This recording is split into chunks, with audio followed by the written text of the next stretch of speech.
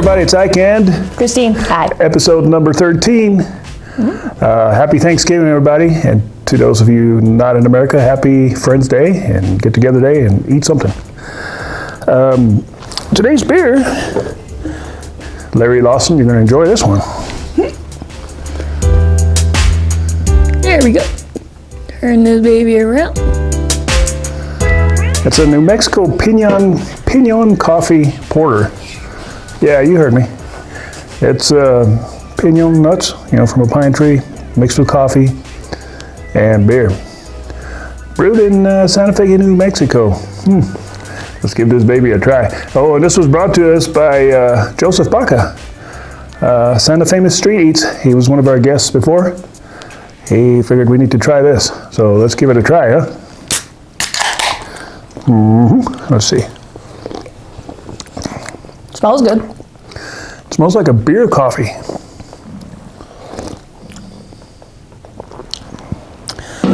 I gotta tell you, since we're from German descent, we don't mix coffee in our beer.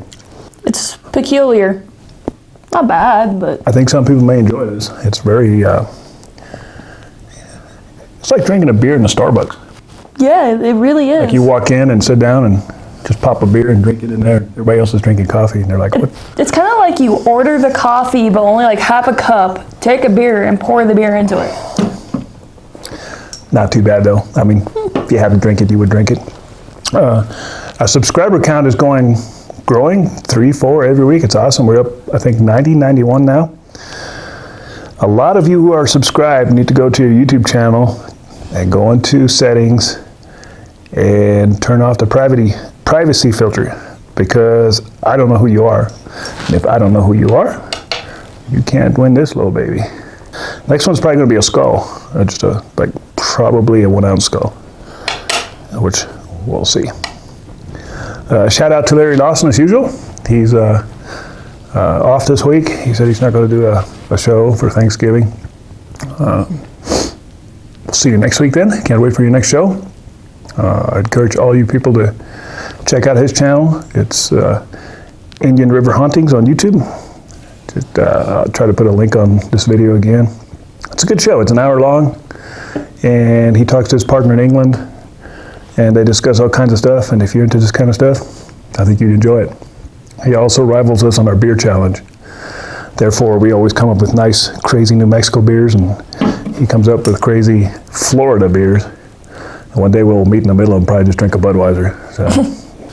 And another shout out goes to our friend Judge Bobby Garcia. He was on our episode 12, and people really enjoyed that video. It's getting real close to 200 views. I think it's bouncing around 194 or something like that right now. That's pretty awesome. Thanks, Bobby. Here goes today. I just want to talk a little bit about my youth and some of my paranormal encounters before I became a police officer and any of that. And I also wanted to do a shout out to all my corrections officer friends. I was a corrections officer for 6 years, and I have a lot of friends out there, and I know some of you are subscribed to our channel. You guys are awesome. You deserve a lot more credit than you receive. And let me tell you, it's not a job that anybody can do. I wouldn't want to do it anymore. You could not pay me enough to get locked in with 1,000 prisoners every day. No, thank you. Thanks a lot, guys. You all are awesome. So my story goes this way. Like I said before, I was born in Germany, and more so the state of Bavaria. Some of you are going to say, well, Bavaria, what the heck is that? Well, it's the home of beer, the home of pretzels, the home of probably 90% of all your Christmas stories, Christmas tree, Christmas ornaments, BMW. That's all Bavaria. And some of the most badass castles you've ever seen in your life. So my dad was an American, retired, he did 32 years in the Army. And he retired in Germany, and he loved it so much, he decided to move out to the country before I was even born. And so we lived in this small little village, probably, maybe 1,000, 1,500 people. And we lived in a 300-year-old farmhouse. And the houses over there are made with red brick, and the walls are probably 2.5, 3 feet wide. And because it's 300 years old, it was The only electricity was that electricity that we installed. And when we first moved in, it didn't even have indoor plumbing. It was like the first 3-4 months we had an outhouse, which is pretty cool if you've never had an outhouse before. That makes you reconsider walking out in the middle of the night to have to use the bathroom. So I bet that sucks in winter. Oh, it was good times. Not complaining about a little snowfall out here. And by the way, Bavaria, the climate is probably comparable to Minnesota. So it's, starting November, it snows, and it's on the ground until March. So lots and lots of snow. So we're living in this old house, and there was a lot of paranormal activity in this whole house. Everything from areas in the place where you just thought things would stare at you. And this house is 3 stories tall. Lower level, center level, and then the attic was turned into also living area in my sister's bedroom. And these houses over there have huge pitched roofs. They're like giant pitched roofs because of all the snow they get. And attached to the house is a barn. And to that barn was attached another barn. Because it's so cold over there, the Germans attach their barns to the house, so when they heat the house, it also heats the barn. It keeps the animals warm. They really care about their animals. So in this house, you could see, you could feel things watching you all the time. We would hear things. So one night, this is pretty cool. I remember it clearly, and if my sister Sylvia watches these videos, she can confirm it. So I'm thinking I'm about 10 years old. My sister's 9. And I have 2 older sisters. One is 12 and one was probably 15. And both my parents worked at night, and my oldest sister was kind of in charge of us.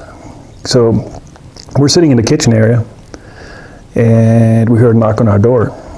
And it's very, very unusual. Especially, you just don't walk up to a farmhouse in Germany and knock on somebody's door, because I guarantee you, everybody has dogs.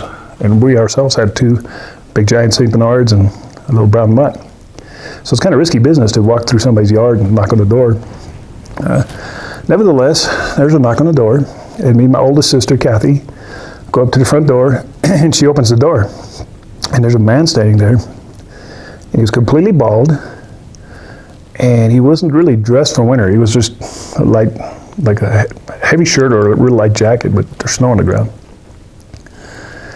And he asked if he could have a glass of water. And my sister, she freaks out and she goes, "No, our parents aren't here." And even at that age, I'm thinking, well, that was a dumb response. And she slams the door on the guy. She goes, "No, our parents aren't here." And she just kind of closes the door on him. And we go back into the kitchen, and we're wondering, wow, that was weird. And we look up on the wall, and there was a kitchen clock on the wall, and there was an oven clock, and both of those clocks had stopped right at the exact same time. It would caught our attention that the clocks had stopped.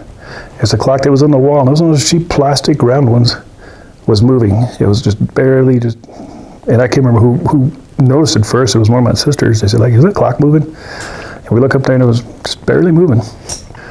So the clocks, both clocks stopped, which was really, really odd. And so now we're getting scared. Like, where did this guy go? We don't know if he left the yard or anything else. So myself and my oldest sister opened up the door again and sent our 2 St. Bernards out there. And they're just raising all kinds of heck, barking at stuff, but we don't see the guy, we don't hear the guy. Pretty strange. Like 2 or 3 days go by, and I'm asleep, and I hear a commotion, and I wake up. And that's my mom, and I hear her yelling. And not screaming like in pain or fear, I just hear her yelling at something. I thought her and my dad were having a fight. So I get up and I walk down the hallway and go downstairs, and she's in the kitchen, and 2 of our horses and our donkey were in the kitchen. The reason she was yelling, because she walked into the house, and these houses are dark, and there's one light switch in a corner somewhere. So she walks in the kitchen, turns the light switch on, and 2 of our horses and our donkey are locked in the kitchen, and they knocked over stuff, and and we can't explain how the heck they got into the kitchen, because our stable and the horse barn was separate from the house. Even though I said they had barns, we had barns attached to the house. The actual horse stable where the 2 horses and the donkey stayed was quite a ways away from the house. And one of the horses was a mean little sucker, and I don't know how the anybody could have got him into the kitchen, much less just to walk into the house through the house door.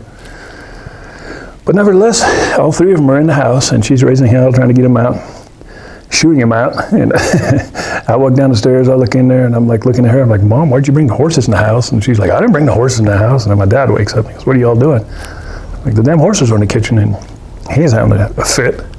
So pretty soon the whole house is up, trying to gather up all the damn horses, get them out the house, and put them back down the stable. Because once again, it's wintertime, and we lock them up at night. Their own little barn had doors, and we'd stuff them in there and close the doors because it was really cold. So somebody had unlocked the barn, walked those horses probably across an acre of a field from between the barn and the house, and opened up our front door and walked them through. There was a front door, and then there was another door, and then the hallway, and then to the right was the kitchen. And somebody managed to walk those critters through all of that and into the kitchen. Made no sense at all. We never could figure it out. Nobody in our family did this, and I don't know why some stranger would do it, but me and my sisters always contributed to the guy we didn't give water to. Just trying to get even with us or something, because he really had a weird feeling about this guy. There was something that, not evil feeling, but just something right. So, kind of strange.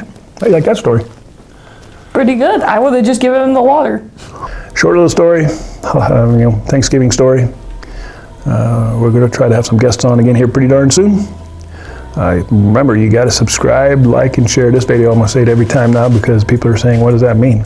Some people contact me and say, hey, I like your videos. And I'm like, have you subscribed? And they're like, what? What does that mean? I'm like, well, you got to subscribe. It's going to count. So please subscribe, share it.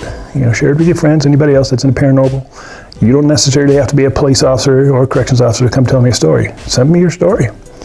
And me and Christine will look through it, and if it's good, we might put you on as a guest or just read your story. We'll gladly read your story here. And you have anything else to add? I don't think so. All right then, we'll see you next time. Bye. Bye.